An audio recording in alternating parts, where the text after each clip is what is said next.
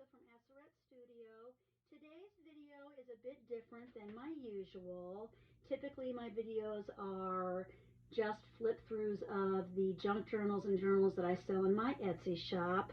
However, today is a video showing you some of the supplies that I use to create journals and some of the other supplies that I picked up that I do offer in my shop. So let's get right into it.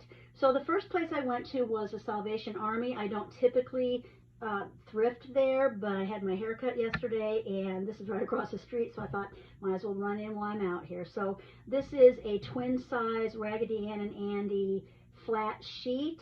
I've washed it once, and I think that if I throw it in with some OxiClean and let it soak some more, some of that white will just be a little bit brighter. It's okay right now, but I think I can get it a little bit whiter.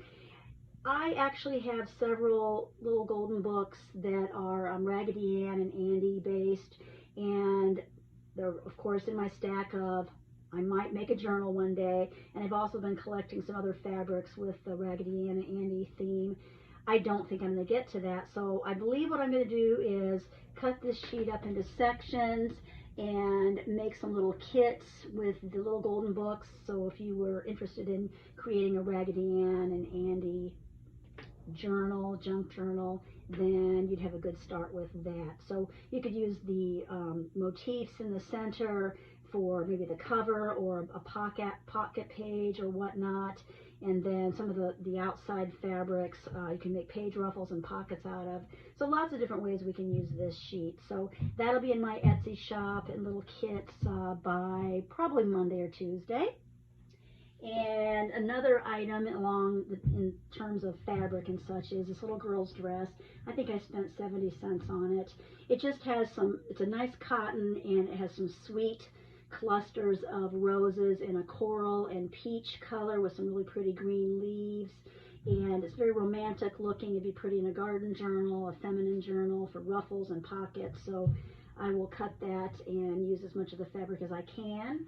I also sell vintage sheets, fat quarter bundles of vintage sheets in my Etsy shop, and I do have this sheet pattern in my shop, but I am low in the fat quarters, and because it has all these really pretty colors, the pinks, the greens and blues and yellows, this is a good companion piece for a lot of the other sheets that I use in my bundles. So once I OxiClean this again and wash it up again, I usually wash my sheets 2 to 3 times just because I just want to get them as clean as possible and white as possible, even though it's in good shape. I'll cut this up into 2 fat quarters. Usually a typical sheet pillowcase will give you 2 fat quarters. And then I have this sheet. This is my favorite of all of them. It's a vintage sheet. I call it a grandma's closet sheet, and that's because usually when I'm thrifting, older sheets really don't tend to be in the best shape, especially those 50s and 60s sheets, unless they were kept for good. Our grandmas and moms probably did that years ago. They kept certain things for good, so when you had company or it was a special holiday or something, they would bring out the good tablecloth, the good sheets for guests and whatnot, and I think that's one of these. So it's in excellent shape. I'll wash it again, but the coloration is just so pretty with the light blue and a little bit darker, and it's got that mint green, and then I don't want to call it avocado green, but it's that 50s, 60s, even a little bit of 70s green in it. And I don't have a lot of the blue, so this will complement some of my other sheets, and I'll put these in some of the fat quarter bundles that I'm building. All right, and then there's two more items that I found at the Salvation Army. So once again, I ran in specifically looking for office supplies and sheets because they are becoming harder to find. And I came across this box. I saw the box, and I wouldn't have bought it without the contents, obviously. So what caught my eye is these cards that are all typed. And what these cards are a man named Paul, his collection of recordings and albums throughout the years. And I believe that this is probably 50 or 60 years worth of a person's collection of music, whether it's records or recordings. I think because there's so much classical music in here, it's a very eclectic collection. but there's so much classical music and things like that that I think this could have belonged to an IU professor. I'm not real sure because the last name was not included on the first card, but there's everything in here from Steppenwolf to Adolphus Hailstork to Marcel Dupree to Jeff Jones to Charles Ives to McCoy Tyner to Joseph Schwanter, I'm not real sure how to pronounce that, Bach, Duke Ellington, you name it, it's probably in here. So I thought we could package these up in little packs, and people could use these as journal cards because that old type text is kind of fun, and then most of them just have a little bit of text on them, typed text. So I'll bundle those up and throw those in little packs in my Etsy shop because there's no way I'm going to use all these. I think they're really cool. And then the last item that I picked up is these two memo book paper refills, and I like to go ahead and put these, I'll put a bundle together, put a piece of fabric or lace on it and stitch that, and it'll be a little a great way to tuck things into pockets, little notebooks to be in pockets and journals. And then the second shop that I went into is one of my favorites in Bloomington. We don't have a lot of thrift shops. One's more retro clothing, and then this one is run by a bunch of women from, and I don't know what church, but their proceeds go to help the homeless, United Children's Ministries, running a preschool, and helping families out that are in desperate need. So the prices are fantastic, much better than Salvation Army and Goodwill, actually. So this is a book that I will tear apart to use for my page kits, themed page kits that are coming to my shop soon. This is actually a, trying to make sure that's in where you can see it. It's a 1974, and it's coming apart, so I don't feel bad about gutting it. This is Bambi's Children, and it is a 1951 edition, and it is just beautiful. The pictures, the illustrations, the coloring is just beautiful. So I'll probably use some of these maybe in a Christmas one and possibly in a nature journal. And then I've got a few of the little golden books, the Christmas Story. And what's nice about this is if you're in the junk journaling and journaling community, you definitely recognize the name Eloise Wilkin. She did a lot of children's illustrations back in the day, and they're very pretty. So you may gut this one as well and put some of these in different journals.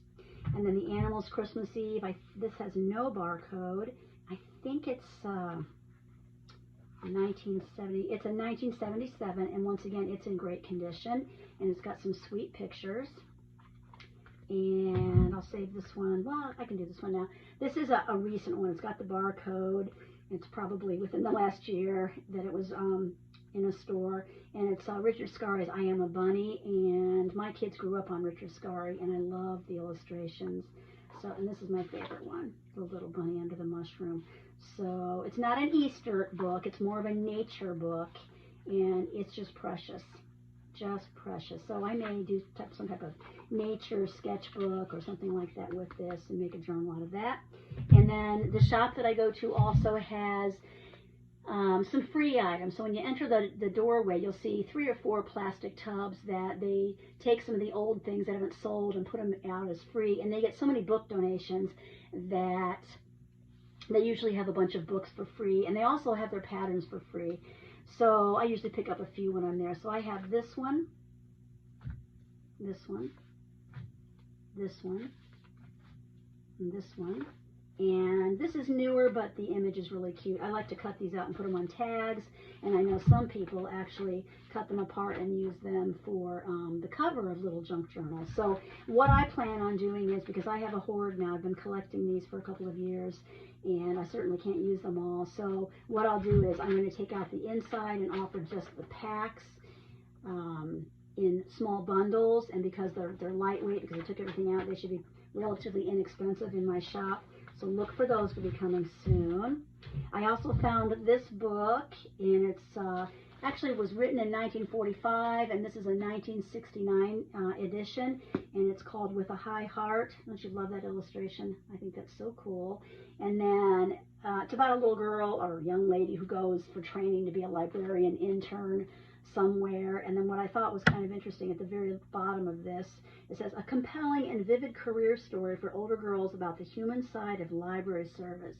So I thought that was kind of interesting. I plan on reading this tonight, and I love the cover. Look at that pretty green with a high heart. This would be good for a journal, maybe a blank journal, and someone could jazz it up with their own things. So I will probably read it and gut it and sell the cover in my book cover bundles that I offer in my shop. And the last item is very cool. I was looking to that one of the free bins, and I saw that corner that's sticking up, and I thought, oh, dug deep. It was the only one, but I grabbed it. It's the Fall Winter 1956-1957 McCall's Needlework and Crafts magazine. It's a large magazine, and it has so many cool advertisements in it. Pictures from 56, 57, some Christmas here. I can probably stick that in a Christmas journal. What I found interesting, though, is all of the ads for women to earn some extra money by walking around their neighborhood and selling boxes of cards. There must have been 9 or 10 different companies with ads in this magazine letting women know that they could earn extra money by selling boxes of cards. So I thought that was interesting. Your dress forms when women used to sew their clothing. And look at the iron.